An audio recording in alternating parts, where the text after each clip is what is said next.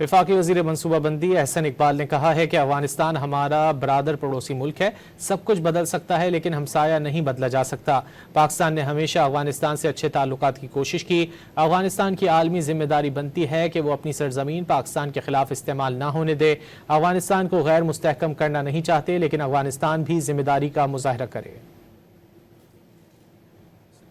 اور افغانستان کے درمیان ایک ہمسائے کا تعلق ہے۔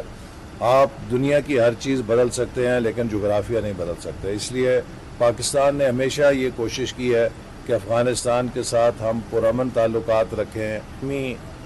ذمہ داری ہے ان کی کہ وہ اپنے ملک سے کسی دہشت گرد گروپ کو ہمارے ملک میں کارروائیاں نہ کرنے دیں۔